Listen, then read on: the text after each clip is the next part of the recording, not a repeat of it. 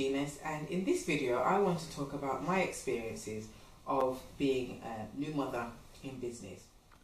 For those of you who are new to the channel and don't have a clue who I ran a social enterprise for 8 years before selling it to have my daughter in 2015. Business was a social enterprise specialising in event management and youth training, and I would say I was reasonably successful. I won a number of awards. I put on a number of quite high-profile events. I had some very high-profile sponsors.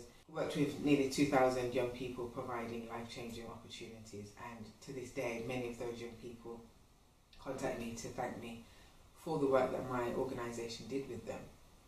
I would say that within the social enterprise sector and I guess within the startup entrepreneurship kind of environment within the locality where I lived, Birmingham, the West Midlands, in the UK, I had generated a reputation for myself, and the fact that I was winning awards, I was being featured in different media publications and even on broadcast radio and television in some instances.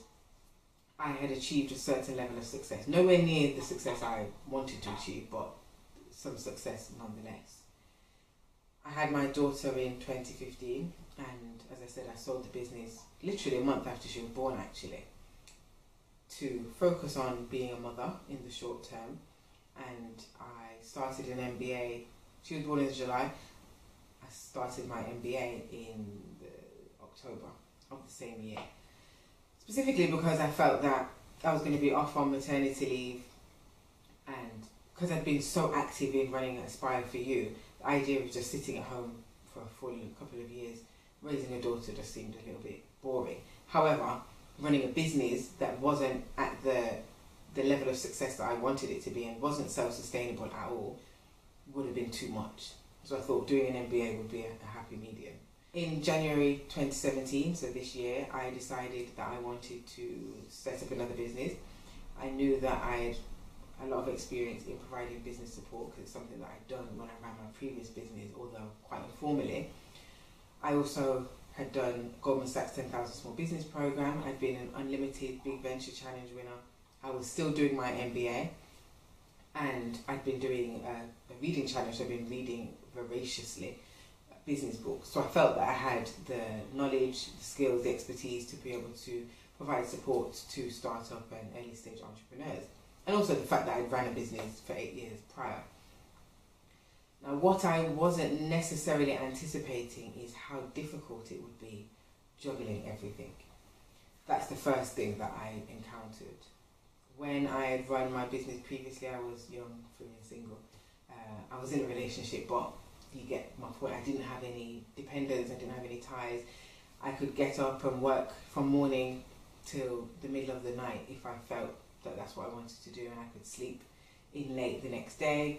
And not that that's something that I did, I was quite structured in how I worked, but there were times where I did need to stay up really late and work and could then lie in the next day.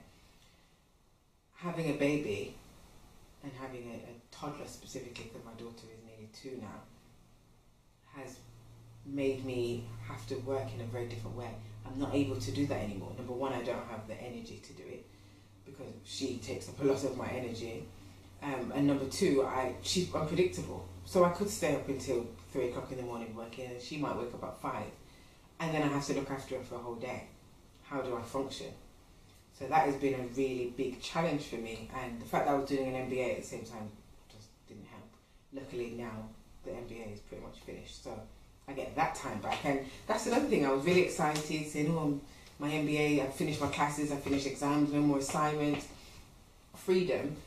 And actually, it's not really that much freedom because now I'm still doing all of the business stuff, and a lot of it well, not a lot of it, some of it I've fallen behind with because I was focusing on the MBA.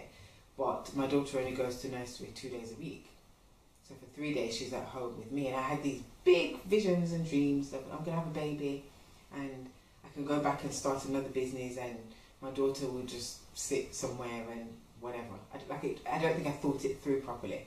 And I definitely didn't think through that I would have a child that demanded a lot of my time. And my daughter likes to be entertained. So the 3 days that she's home with me, where I might think I want to do social media strategy or work on some sales. I can't do that because she wants my attention. So recently she started taking my laptop and moving the laptop, or if she doesn't want to move the laptop, if I'm on the laptop, it's on my lap, she will just climb in front of the laptop and get right up in my face. So I can't do anything. And that's her telling me it's too much, I want some time. If I try to make calls, she'll take the phone or start screaming and shouting until I hang the phone up. Again, I didn't anticipate that. And there's no way of anticipating that because not every child is like that. And I love my daughter and she's incredibly entertaining actually. But I just didn't anticipate that she'd be that, I don't want to say high maintenance, but I don't know what the word is, but that, whatever that is. And I did underestimate the impact that that would have on the development of my business. The 2 days that I have to work on my business, the Tuesdays and Thursdays, I put in a lot of time, I put in a lot of effort, but sometimes I'm exhausted. So last week, for example, Thursday, no, it was this week in fact, Monday night at 2 o'clock, it was actually Tuesday morning, 2 a.m, I was awoken out of my sleep, she was crying.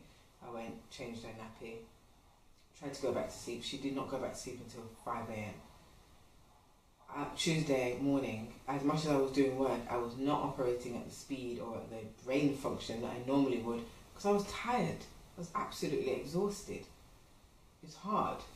And in terms of the nursery, she could go nursery a few more days, but I'm not generating enough income right now to justify that. And it is this chicken and an egg scenario, and if there's any mothers out there that's in a similar situation, I would love to hear your comments on how you do it. But for me, it is this, I need more days for her to be at nursery to make more money, to pay for her to go to nursery. But I can't make that money while she's at home. So she needs to go to nursery. It's like a vicious cycle. And nursery fees are expensive. If I could go back and tell myself something before getting pregnant, probably about 2 years before, I would say start a nursery fund. So if you think that you're going to have a child in a year or two, start that nursery fund from now because it's expensive. It's very expensive. Another thing that I didn't anticipate is I've always been quite a confident, outgoing individual. And when I had my previous business, I was always at events. I never really loved networking, one-to-one networking, but I would go to events where I was able to network. And I don't think a week would pass and I wasn't at an event. And since having the year off, well, more than a year off, for maternity leave, I've started to feel very nervous to leave the house. And not like to open the door and go out, but to go to functions. So I've signed myself up to functions to purposely force myself back into society then, but then cancelled at the last minute because I don't know anyone, people don't remember who I am. And that has been a massive, I don't know what the word is, it's had a massive impact on me. And I guess it's about ego, but I feel like when I was running my business previously, I could go to events and people knew who I was. That's Daniela Gina, she's the CEO of Aspire For You. Aspire For You is a social enterprise. That's who she is.